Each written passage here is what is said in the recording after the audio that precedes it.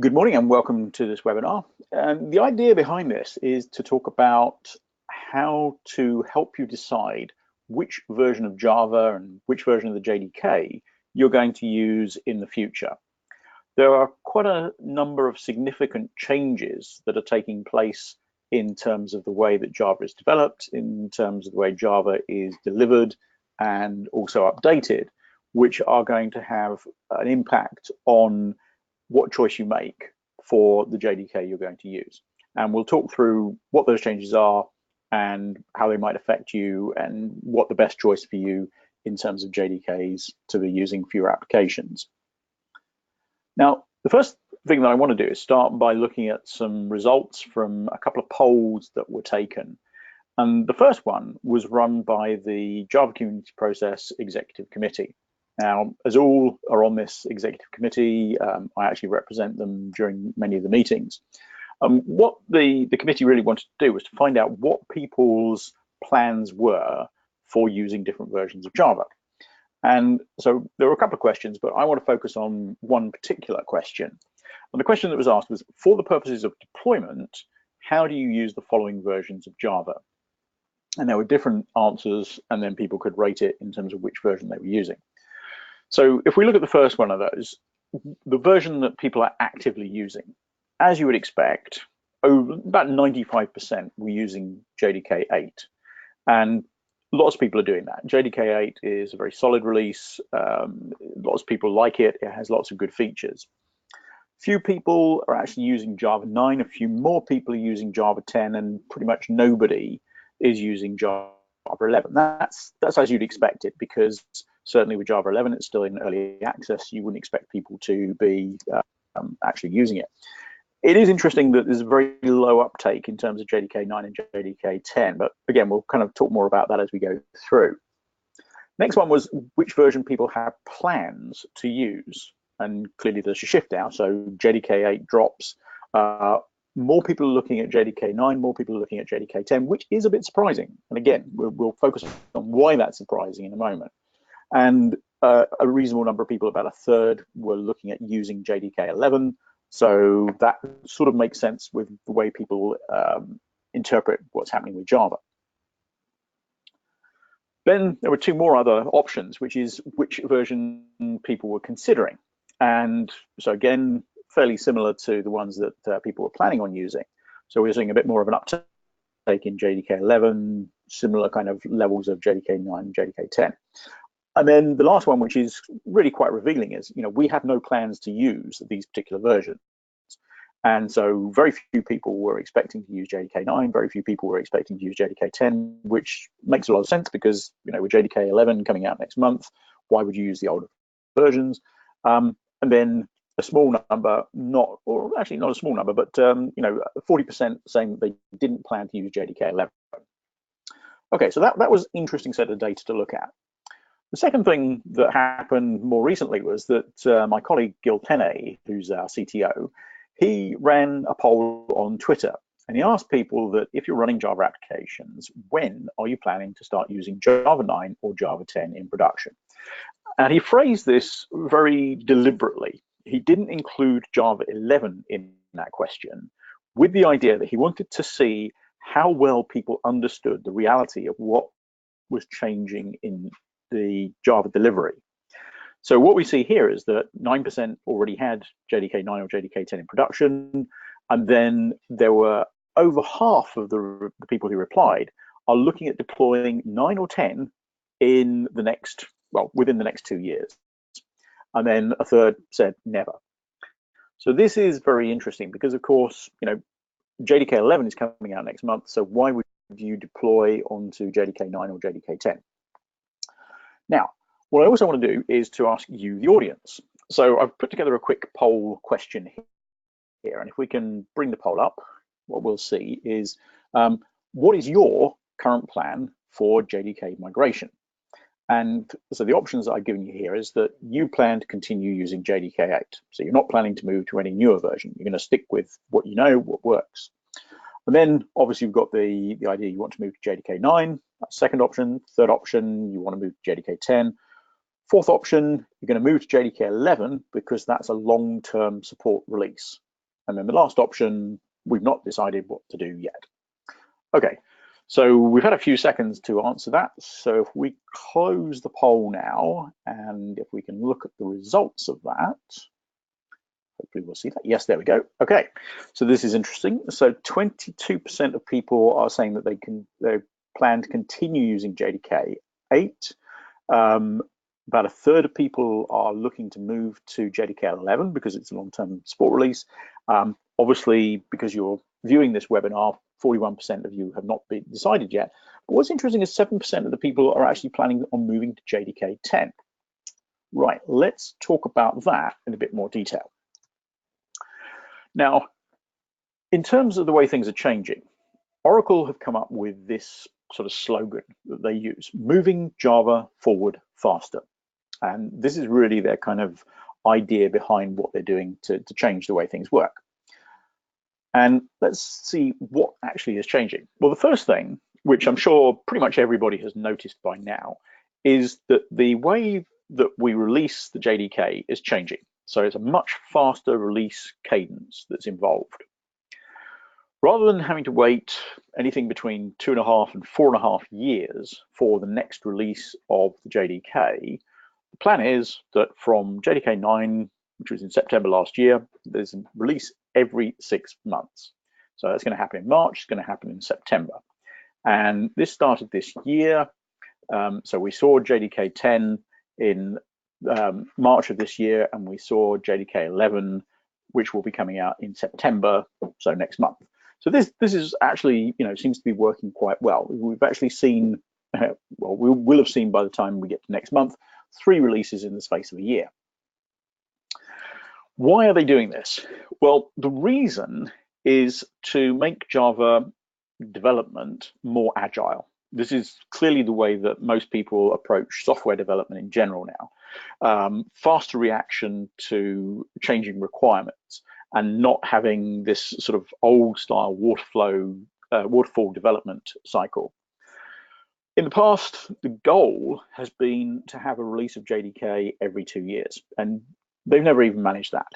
One of the problems with that is how the JDK features are selected and then developed. And in order to make this 6-month release cycle work, this is going to be changed. In the past, what we've seen is when a new JDK starts, a set of features are selected. And if we take JDK 9 as an example, modularity was something that needed to go into JDK 9. There were things like JShell, there was things like a reactive streams framework, other things in addition to that. But a set of features was decided. And then only when all those features were ready was the JDK released. With JDK 9, we saw that modularity took longer than was planned because there were some concerns about how it was working in a number of different ways.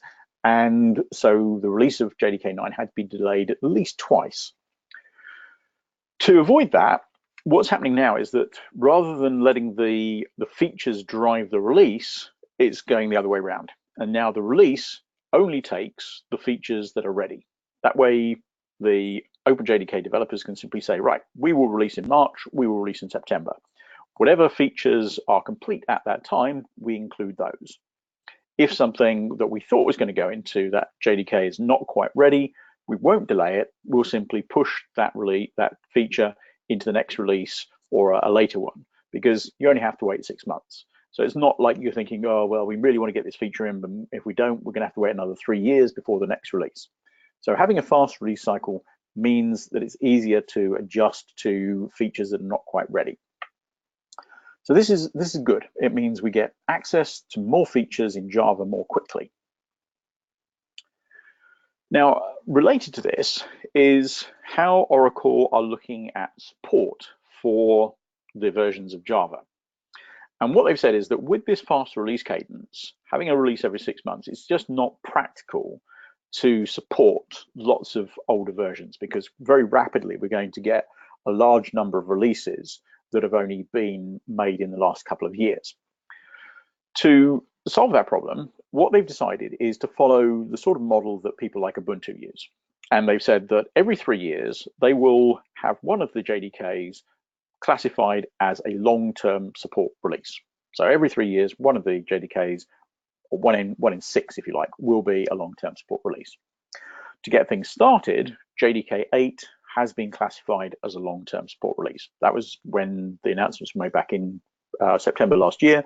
When JDK 9 came out, they said, right, we'll keep JDK 8 as a long-term support release, and we can go on with that.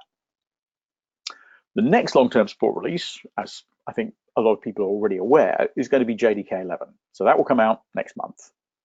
And the way that this was going to work is that when JDK 11 came out, they were going to stop providing public updates to JDK 8.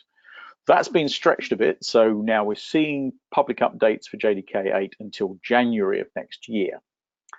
Both JDK 9 and JDK 10 are termed feature releases. So they're not long-term support releases, they're feature releases. All feature releases, the ones between the long-term support releases, are only getting updates for 6 months. And if you look at the schedule for updates, that basically means 2 updates for each JDK. There may be more if they have to issue an emergency patch, but in terms of schedule updates, only 2 for each JDK. So JDK 9 came out in September last year, had 2 updates, and when JDK 10 was launched, that was it. No more updates to JDK 9. JDK 10 has had 2 updates, and when JDK 11 comes out, no more updates to JDK 10. Okay, so we've talked about how things are changing in terms of the release of the JDK. What do we have in terms of deployment choices? What I want to do is I want to kind of run through fairly briefly the different JDK versions, looking from a sort of high-level technical perspective. What are the things that you need to consider in terms of features? Now, if we go to JDK 8, which, as I say, most people are already using. There are still some people using 7 and 6 and even older, actually, but a lot of people are very happy with JDK 8. I think it's fair to describe JDK 8 as a very solid release. It's very reliable, it's very secure. And certainly in talking to a lot of developers, what I've found is that people have been very happy with JDK 8. It's kind of given a new lease of life in some ways to Java because of the introduction of things like Lambdas and Streams API, which give you this more functional style of programming. People are very happy with that. It makes it easy to write a lot of complex code in quite a simple way, very readable, very approachable, very maintainable. So I think that we can agree that most developers are very happy with JDK 8. JDK 9. Okay, so JDK 9, again, as I kind of mentioned earlier, this included the Java platform module system. And this was a big change for Java. It was the idea of restructuring the JDK itself. Rather than having one big monolithic core libraries file, rt.jar, that was going to be broken up into a set of modules, which would then make it easier to build runtimes which could be tailored specifically to an application, and you didn't have to include all the extra stuff that wasn't required for that application. So this is a good concept, but it has had implications in terms of backwards compatibility. I put this quote here, which is directly from Oracle's product management for Java SE, and they say most applications should just work.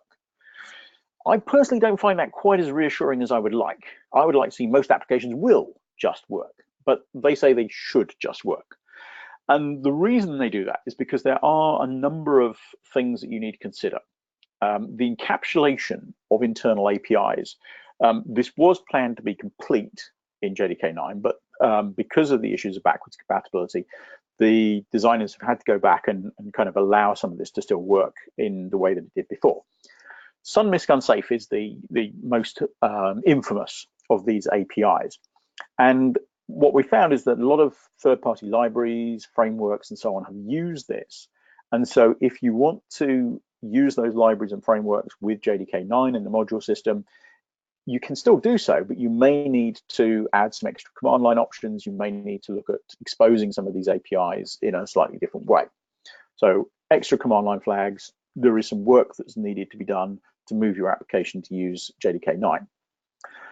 Lots of frameworks, lots of libraries have been tested with JDK 9. They have been modified to use the module system even. So if you look at things like Spring, if you look at things like Log4j, common frameworks, common libraries, then they have been tested and modified. Many have not.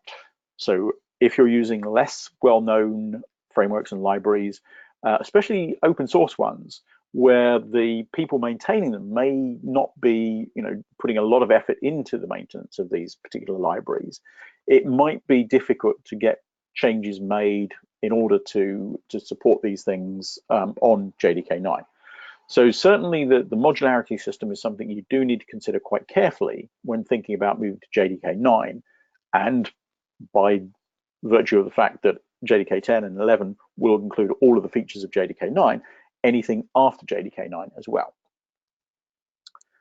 What about JDK 10? Well, there's not really that much in JDK 10 that you need to consider from a technical perspective when it comes to what are the good things that you could get from JDK 10 if you migrated to that version of the JDK. Well, the reason for that is because there was only 6 months of development between JDK 9 and JDK 10. Great. What we have is local variable type inference. So the fact that we can now use the var idea rather than having to type an explicit or give an explicit type. It's a nice thing, it's a kind of syntactic thing, but it's not going to make radical differences to the way that you develop code. It's not like lambdas and streams in JDK 8. It's kind of like a small tweak. A couple of things that are more useful, certainly application class data sharing. This was a previously commercial feature in the Oracle JDK. It's now been contributed as open source to OpenJDK. And what this allows you to do is to start up your application faster than you did before. When the JVM starts up, it has to access your jar files, it has to load all the class information for the classes you're going to use. That involves a fair amount of work for the JDK or JVM to turn it into the internal data structures that it needs. Application class data sharing allows you to run your application and then essentially write all of the data structures that the JVM uses for those classes directly to a file. When you want to start your application again, as long as it's the same application, you can then simply have the JVM map that file into memory, and suddenly it has the data structures available to it. The other good thing is that if you have several instances of the JVM running on a single machine and running the same application, they can all share that mapped in file, and that way you're reducing the amount of resources that are required to run those JVMs. Nice feature, useful for improving performance. Similarly, in terms of improving performance, the G1 collector has been modified. So now when it runs the full compacting old generation collection, rather than doing some of the parts of that sequentially and serially, it does it in full parallel use of threads. So you will get better performance out of the G1 collector with that. So these are some things to consider in terms of JDK 10. JDK 11. So JDK 11 will come out next month. What are we looking at there? Well, one of the things that's also changed with Java is the fact that it's not just about adding features, it's now about removing them as well. And this is something which is really long overdue, is a bit of a cleanup of some of the older features of Java, which people don't really use anymore. What we saw in JDK 9 with the introduction of modules was one specific, what's called an aggregator module, java.se.ee. And an aggregator module is one that doesn't include packages itself, but only includes references to other modules. Java.se.ee includes references to 6 modules, which cover Corba, it covers JAX-B, the Java API for XML binding, and also SOAP-based web services through JAX-WS. Now in JDK 9, the decision was made that the developers wanted to remove this, but rather than doing it straight away, they said, okay, well, we'll leave the modules there, but by default, when you compile, those won't be included. And when you run the JVM, those modules won't be included. That means if you took a JDK 8 application that used Corba, for example, it wouldn't compile straight away on JDK 9. You would have to add additional flags to the compilation to say, I really do want to include the Corba module, and then it will compile. Same with runtime, you'd have to say, okay, I do want callbar, so you include it. In JDK 11, that aggregator module and the 6 modules have been removed completely. There is no more callbar, there is no more JAX-B, there is no more SOAP-based web services with JAX-WS. So if you're using any of those things, then you need to be aware of that, because migrating to JDK 11 is more complicated. You will need to find the replacement modules for that from the reference implementation or from Maven Central or somewhere where you get the modules from. A couple of other things that are being added, security-wise, there's a good feature which is support for transport level security version 1.3. That's quite important. And then a very, very minor change in terms of the Java syntax. So the local variable type inference has been extended to work with Lambda expressions. Because Lambda expressions already had type inference, you didn't even need the var keyword. So the only reason for that, using that, is with annotations. So it's a very minor change. So we can see that technically there are some good reasons why you would want to move to versions of Java beyond JDK 8. Next question we have to address is, which JDK binary are you going to use? Now, in the past, that's been a relatively straightforward decision. If you wanted to use Java, you would typically go to java.oracle.com and you would download the version of the JDK or the JRE that applied to the platform you wanted to run it on. In order to do that, you would have to agree to the Oracle binary code license for Java SE. And really the main thing about that was it had some field of use restrictions. But if you were using Java on the desktop, or if you were using Java in the server, then that didn't apply to you. So it was very sensible, very easy to download the Java version you wanted and run it without any problem. What's happening now is that Oracle are providing a second binary distribution of the OpenJDK. This will be built purely from the source code of the OpenJDK project. And we'll come back to what the differences are between the Oracle JDK and the OpenJDK in a moment. But they're going to build the source code from the OpenJDK project. They're going to release this under the same license that the OpenJDK uses, which is GPL v2 with class path exception license. There's no restrictions in terms of where you can use it, so it doesn't have a field of use restrictions. The important thing about this is that every JDK that's released as a binary through this format is only going to have security and bug fixes for 6 months.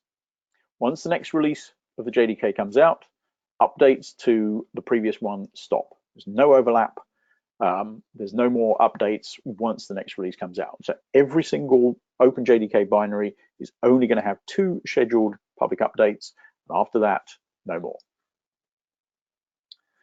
Now, a lot of people get a bit confused by a lot of the things which Oracle have announced and the way that things are changing.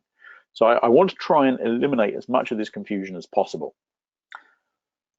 What I've said and what Oracle have said is that there will be a long-term support release of the JDK every 3 years. That's an easy statement to understand. Long-term support release every 3 years. JDK 11, JDK 17, and so on. However, what this does not mean is 3 years of free updates. That's what a lot of people have assumed, is that if there's a long-term support release every 3 years, then updates, public updates will be made available for that long-term support release for those 3 years. That is not the case.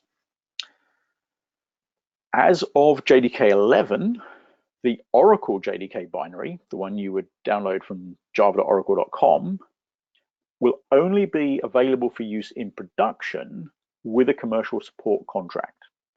You will still be able to go to java.oracle.com and download JDK from there. You will still be able to use it for development. You will still be able to use it for testing, still be able to use it for demos. But if you want to put it into production, you will need to sign a commercial support contract with Oracle. That means that from JDK 11 onwards, the only free binary that you will get from Oracle will be the open JDK binaries that they supply through jdk.java.net. And those are the ones that only have 6 months of updates. What this means is that if you want to continue using the JDK with free updates, then you're going to have to move to the next version of JDK every 6 months. That means changing your JDK twice a year. However, again, some people get a little bit confused about this and they think, can I still carry on using JDK 8? The answer is yes. You can continue using JDK 8 indefinitely for free. License says you can do that. There's absolutely no restriction on that. If you're using JDK at the moment, you can continue using it for as long as you like. However, as of January next year, updates to JDK 8, public updates will stop. So if you want to continue using JDK 8, then you will not be getting any further security patches or bug fixes beyond January next year. This sort of puts that information into a diagram. And what we can see is that the orange parts of the diagram are where you have the JDK and you have commercial support for it. JDK 6, JDK 7 have already stopped providing public updates. So if you wanted extended support for that, you're already needing a commercial support contract from Oracle. JDK 8, as I say, goes up to January of 2019. And then after that, only non-commercial users will get updates. If you're using Java on the desktop and you're playing Minecraft, then you will continue to get updates for JDK 8 until the end of 2020. JDK 11, the Oracle binary will only be available with a commercial support contract. If you want the free one, that's the Open JDK version. And as I say, they only have 6 months of updates. So JDK 11, even though that's a long-term support release under Oracle's definition, there will only be 2 updates for that. And then you will need to move to JDK 12 in order to get further updates to the JDK. So which binary should you use, Oracle or OpenJDK? And there are some considerations that you need to think about here. So the way that the Java and the JDK look in terms of functionality, I've drawn a Venn diagram here to sort of make this obvious. For JDK 10 and earlier, this is what we would see. The smallest circle is Java SE, and that's the definition from the JCP through the relevant JSR of the virtual machine, of the language syntax specification, and the core libraries. So what you basically need to provide in order to have Java. OpenJDK is a superset of that. It includes all of the things that are Java SE plus a few other bits. Most notably at the moment, it includes the Nashorn scripting engine. That's not part of the Java SE specification, it is part of OpenJDK. The Oracle JDK is then a superset of that. So it includes everything in the OpenJDK plus some other commercial and additional features that Oracle have decided to put in there. So let's look at what the differences are between the Oracle JDK and the OpenJDK binary that you would build from source. So the first thing is around security and encryption. And realistically, this is not a big thing, because as of January this year, the encryption strength, or the default encryption strength for the JDK was changed to be unlimited. Prior to that, it had been 128-bit, and there were different ways of configuring that. But if you're using JDK 8 and you've been keeping up with the updates, then encryption strength is something you don't need to worry about. The certificate authorities file in the OpenJDK prior to JDK 10 was an empty file. Oracle JDK had a range of certificate authority certificates in it. That's now being added to JDK 10 as part of the OpenJDK work. So again, this is something which is not really a big issue in terms of moving to newer versions of the JDK. JarFX. This was a set of libraries that were developed by Sun back in about, let's see, was it 2008, 2009, I think it was that it started. And this was included with the Oracle JDK, even though it's not part of the OpenJDK base source. It's a sub-project within OpenJDK called OpenJFX.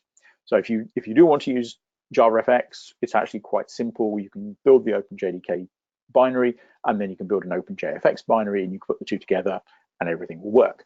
There's also binary downloads available from people like Gluon, who is a company that's been doing a lot of work in this space. Deployment. Now, this is something which, in talking to customers, I've found that there are a number of people for whom this is an issue. The Oracle JDK provides certain ways of deploying applications which are not part of OpenJDK, so not part of the source code. The browser plugin is a good example of that. Closed source, not part of OpenJDK. Not really too much of a problem. There are very, very few people who are still trying to use applets. Most browsers now don't even support the browser plugin. It's very difficult to get those to work. Pretty much everybody now uses things like HTML5, JavaScript, and CSS to do their web-based front ends. So browser plugins not too much of an issue. What is more of an issue, though, is Java Web Start. There are still quite a lot of people who use Java Web Start for a number of applications, and especially internally within enterprise companies, they're using it to deploy applications. Yeah, there are alternatives in terms of the way you can do this with web front ends and things like that, but it's quite a complicated thing to move from that from Java Web Start. Again, this is closed source, even though the Java Network Launch Protocol, which is part of WebStart, was defined through JSR56. The reference implementation was never open sourced, so there's nothing for that. There are some open source alternatives, few projects that were started to try and replicate Java Web Start in different ways. Most of those are quite old. They haven't been updated in a long time. There is a possible alternative being developed as a new open source project addressing the sort of common deployment situations by a company called Karakun in Switzerland. But that's not actually out there yet. So the idea of that Oracle have is to converge binaries. And what they're going to do is move from this situation where the Oracle JDK is a superset of the Open JDK to this situation where we'll still have JarFX as the base, and then the Open JDK and the Oracle JDK will effectively be the same from the point of view of functionality. And that's going to happen with JDK 11. The way that works is that Oracle have done two things. So the first part they've done is to contribute some of the closed source parts of the Oracle JDK to the Open JDK. Most notably things like flight recorder, mission control, application class data sharing. There's a few other bits and pieces that they've contributed as well. So they've moved some of the source from the Oracle JDK into the Open JDK. The other thing they've done is to remove some of the features from the Oracle JDK. Most notably, as I've already said, the browser plugin, Java Web Start, and JavaFX. All of those have been removed.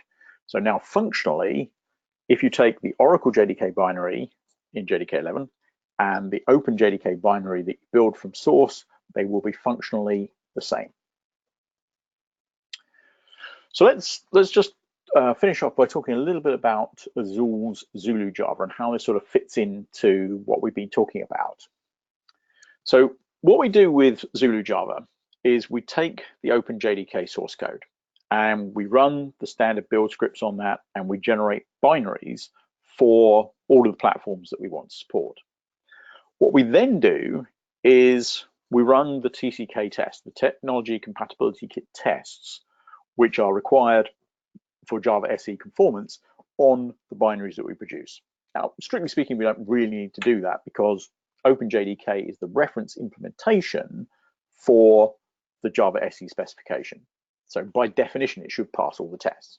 But just to make sure that we haven't broken anything whilst we were doing the builds, we run the TCK test on everything and we guarantee that it does pass, so you know it is valid Java.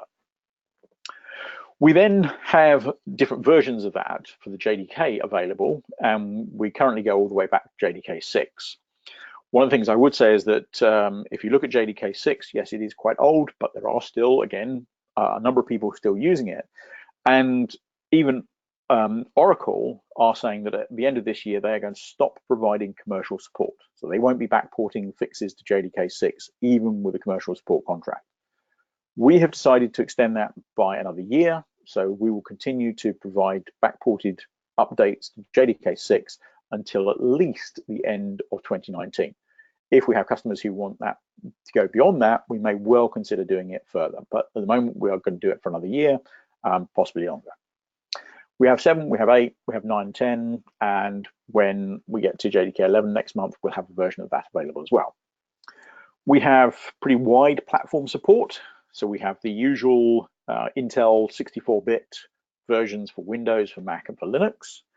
We've also found that there are a number of customers who still want to use 32-bit versions of the JDK because they have older versions of Windows, older versions of Linux. So we have versions available for those. And then for people who are looking more to the sort of embedded space, there's ARM32, there's PowerPC, and there's also ARM 64-bit. If you wanted to use that in data center or in embedded, then we have a version of Java that's available for that platform as well. What we do in terms of support is we backport fixes. So we take the updates which are made to the current release, and if we think about what we're doing at the moment, we take the updates to JDK 8 as source code, and then we backport those to 7 and to 6. With JDK 11 and JDK 12 and so on, what we'll be doing is backporting fixes to JDK 11 so that we can support that as well. In terms of JDK 8, we're currently planning on providing support for that with updates until March 2026. Again, that's a nice long time, so you could continue using JDK 8 for another nearly 8 years. It may well be that we decide to continue doing it beyond that, but obviously we'd need to consider that when we get closer to 2026. Our goal that we state is that for long-term support releases, we will have 9 years of active support, which means that we'll be issuing updates from backported fixes for 9 years. And then we have 2 years of passive support, which is where we say, okay, we're not actually doing the backporting of fixes, but if you're still running that version and you come across a problem which is in the JVM or the JDK itself, we will analyze that problem, we will produce a fix, and then we will provide you with a new binary with that fix in it. So although we're not doing it actively, we will do it passively and create fixes for you. The other thing that we're doing is we're matching the long-term support releases from Oracle in terms of JDK 8, JDK 11, JDK 17, but we're also providing what we call medium-term support releases. And the idea here is that rather than you having to wait 3 years for a long-term support release if you wanted to use a new feature, what you can do is you can say, okay, well, there's going to be 2 medium-term support releases between the long-term support releases. In this case, it's going to be 13 and 15, between 11 and 17. So every other release is going to be a medium-term support release. And you can use that with updates until 18 months after the next long-term support release comes out. Now, that sounds a bit complicated, and it's probably easier if I show you the diagram. So here, what we've got is the different versions running from 7 all the way up to 19. And as we can see that in terms of the standard OpenJDK binaries, the amount of updates we're going to get is only 6 months. In terms of long-term support, so that's JDK 11, you can see that we go all the way out past 2024. And then between 11 and 17, both JDK 13 and JDK 15 are medium-term support releases, meaning that you'll be able to get updates to those until 18 months after JDK 17 comes out, which means you've got 18 months to move your code from, let's say, JDK 13 to JDK 17, which will have the same features as JDK 13 plus some other ones. So it allows you to use JDK 13 or JDK 15 with support and use those new features. So just to summarize then, what we've been talking about, Java is changing. So the most important thing is that we have a new release cadence for the JDK. Every 6 months, there's going to be a new JDK. The other thing that's very, very important is there's no more free Oracle JDK in production from JDK 11 onwards, which means that you're only going to have the OpenJDK binaries available for free, and those are only going to have updates for 6 months, public updates for 6 months. What you need to do is to consider which JDK version makes sense for your application. So we talked about some of the technical aspects of what you get in JDK 9, JDK 10, JDK 11. Which one makes sense for you? And then thinking about how you're going to get support for that in terms of updates. Azul can definitely help. We have extended support available for lots of releases. We're trying to make it so that we can ease the migration path for applications, because a lot of people are thinking, well, we'll move to JDK 11, but do we want to wait a while for it to become more stable? If we do, we're going to have to continue using JDK 8. So do you want to get support and updates for JDK 8 whilst you're moving your application to JDK 11, which is the next long-term support release? What we can do is offer the full service in terms of support. We're not just offering backporting and fixes. We are offering a full support service. So if you find a problem with the JDK, the JVM, you can report it to us. We will analyze it, we will root cause it, and then we will develop a fix for it. So with that, that's the end of the webinar. What I'm going to do now is see whether we have any questions. So I go to the questions section and see, yep. So let's see what people are asking. Okay, so the first question is, what about GraalVM? Is Oracle attempting to move more commercial by moving to GraalVM? Good question. GraalVM is still very much an experimental feature. So the Graal JIT compiler has been integrated into JDK 10, if I remember rightly. Yeah, JDK 10 introduced the Graal JIT compiler. And so this is a JIT compiler that's actually written in Java and is designed to give you better performing code than the traditional C2 backend compiler. In terms of whether the direction that Oracle are going, I can't really kind of comment on that, but there is a lot of interesting work going on in terms of the GraalVM, which is an extension of just having the Graal JIT compiler to using what was called the substrate VM in conjunction with the Graal JIT compiler, and then building a slightly different way of doing things for the JVM. And it's also polyglot, so you can run other languages on it.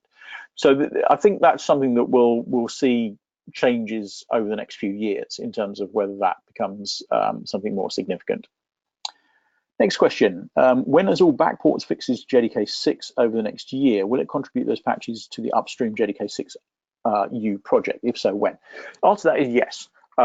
So we already do this. When we backport JDK 6 patches from JDK 8, we do upstream them. And we're able to do that because we are actually the project lead on the JDK 6 update project, which means that it's very easy for us to take the work we've done and then upstream it into that project. Red Hat are the project lead for JDK 7. Oracle are currently the project lead for JDK 8. What's going to be interesting is what happens next when Oracle decides to stop being the project lead on JDK 8 or Open JDK 8. Who will take over? It's most likely going to be Red Hat, but I can't say that for certain. It probably will be, but it will be up to the people doing that to figure out what's going on. Right, yeah, so the slide deck will be sent out to you, so that's fine. Right, next question. What is your understanding of the path forward for NASHorn users? Yes, so this was another interesting development in JDK 11. Because there was quite a lot of discussion about this because NASHorn has now been deprecated. So it is still in JDK 11, but the intention is to remove it from the JDK. And a number of people are not so happy about that because they are using the NASHorn scripting engine in their applications. What I have seen is the sort of intended direction that's been expressed by Oracle is more about using GraalVM as a way of replicating that functionality. So I think you'll see changes away from NASHorn to using the GraalVM so that you can run JavaScript from that from within the JVM. Are there Azul community builds available for JDK 11? For how long will new builds be created? Okay, so what's going to happen here is, yes, there are community builds available for JDK 11. Yes, I think we have early access at the moment. We definitely will have community builds available when the when the JDK is released next month. As I say, the key thing here is about updates is we will be backporting fixes to JDK 11 for our commercial customers. We could potentially submit those as patches and code to the JDK 11 project, but it's up to the project lead as to whether they integrate that. So this is where things get a little bit not complicated, but because we're not the project lead, we can't say, well, yes, we'll put those patches into the source code and then they can be built into OpenJDK. So that remains to be seen how that works in the long term. Can you get a copy of the slides or rebroadcast? Yes, absolutely. A link will be sent out to you because you registered for the webinar, so you're already attending it. There will be a link sent out within a day or so, which will have the slides and a recording of this presentation, so you'll be able to watch it again, and you'll be able to pass it on to your friends as well. Right. Primary issue for many companies with Oracle license changes is the cost associated with having to purchase support licenses. What is Azure's pricing structure when compared to Oracle? Yeah. So we are a lot cheaper, and I do mean a lot cheaper. It depends on how many machines you want to support. If you're talking about a very small number, then the prices might appear to be, well, not high, but it's a little bit sort of difficult to calculate. But essentially what we say is that you can license up to 100 machines, 100 to 1,000, or up to 1,000, I should say, and then unlimited. And the way that we count a server, a machine, is any physical box that has 1 or 2 sockets in it and any number of cores. So we don't count cores. All we do is we say, if you've got a box and it has 2 sockets in it, that to us is 1 server. If it's got 4 sockets in it, then we would count that as 2 servers. Pricing wise, I can't remember the exact pricing that we have, but if you look at our website, you'll be able to find it. But essentially, for an unlimited license, so you could deploy Zulu onto as many machines as you want, it works out about $300,000 a year, which, if you think about, a full-time engineer, it's probably about not much more than the cost of a full-time engineer. Will you also be supporting JavaFX going forward, or just JDK? We have started supporting JavaFX as a sort of like an add-on. It's something we're sort of trying out because we do have a couple of customers who are interested in that. So yes, we can add JavaFX support if you're interested in that. Right, next question. Is patching support dependent on each company, e.g. Azure versus Oracle versus Red Hat, managing their version of that code base? Does it imply one company doing a better job of patching security fixes and not shared between competitors? Yeah, you see, this again is where things get complicated with the fact that you've got the OpenJDK source code and you will have one project lead. So the project lead is going to have to decide where they take the changes, where who they let upstream the changes of the backports of the fixes. So yes, you will have people like Red Hat doing backports, you will have people like Azure doing backports, you'll have people like Oracle doing backports. Oracle will not be contributing their backports to the OpenJDK.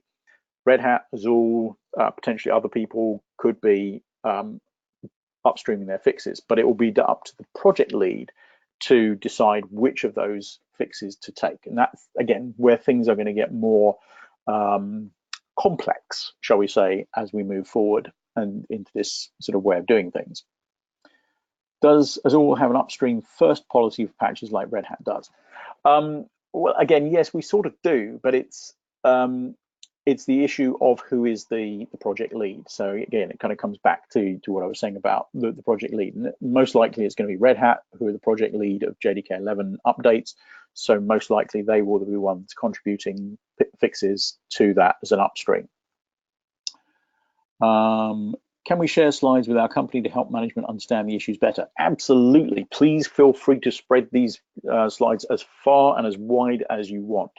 As I say, we will be sending out the link to the webinar recording as well. So if there are other people in your organization that you want to watch this, please do give them the link, and they're more than welcome to watch this.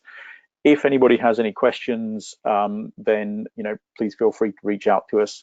You can see my Twitter handle here, Speak Java, and you can reach out to me on Twitter, or you can reach us through our website. So absolutely, please feel free to reach out to us if you have any other questions. Next question, you said that Java 11 will require a commercial license for production use. Just to be clear, even if you're not looking for support, I still can't use it commercially without a commercial license.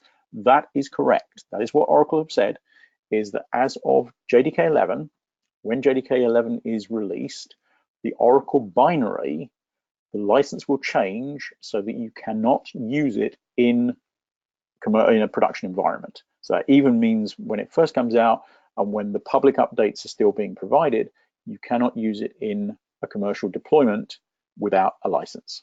So that is, they've been quite explicit about that. That appears to be all the questions we have. So we're coming up on 5 to the hour. Oh, no, I've got one more here. Okay. What about versioning? Will it be Java 11, 12, etc., or are they switching to 1809, 1903? Actually, Oracle are doing both, just to confuse people. In terms of the OpenJDK, the version numbering scheme has been, it was changed in JDK 10 again. So now we have a version numbering scheme, which is major number, minor number, patch number, and then like emergency number. So there's four numbers. So it will be JDK 10, 11, 12, 13, and so on. It's going to be definitely numeric. What Oracle are doing internally is they are referring to their long-term support releases as 1809 and 1903 and so on. So from a more sort of Oracle internal way of determining it, it's using 1809 because that's the way Oracle do it for other products that they have. But in terms of the OpenJDK, it's OpenJDK 11, 12, 13, and so on. Right. Oh, hang on. So it doesn't feel quite accurate to say that public updates for 8 end in January. Oracle won't be publishing builds anymore, but as you just pointed out, Red Hat, Andrew Haley to be specific, is likely to go and step up to the plate for backports, and Red Hat will definitely be publishing builds. Can you clarify what you mean by no more public updates? Yeah, no more public updates from Oracle. That's essentially what I mean. So Oracle will not be publishing any more public updates. Yes, there will be other people in the community, like ourselves at Azul, like Red Hat, who will potentially be publishing updates. But in terms of Oracle, there will be no more public updates from Oracle for any JDK beyond 6 months. So JDK 11 will only have 2 updates from Oracle, and then they will stop providing updates on the jdk.java.net website. So yeah, that is just to clarify that. Yeah, one more question. We're doing very well this evening. Will Azul provide support for applet and as part of Zulu Release? No, we will not be providing support for applets. Applets are not part of the OpenJDK source code. As I said, the browser plugin is closed source. Most browsers won't even let you use it anymore, so we have no plan to provide support for applets. We are looking at Java Web Start to see if there are ways that we can provide an alternative way of doing that. We don't have a strategy in place for that yet, but I can say without fear of contradiction, we are not going to be supporting applets, I'm afraid. Okay, so I think since we are coming up to the top of the hour, and since we don't seem to have any more questions, I'm going to say thank you very much for listening. And as I say, if anyone got any other questions, please feel free to reach out to me. Thank you very much.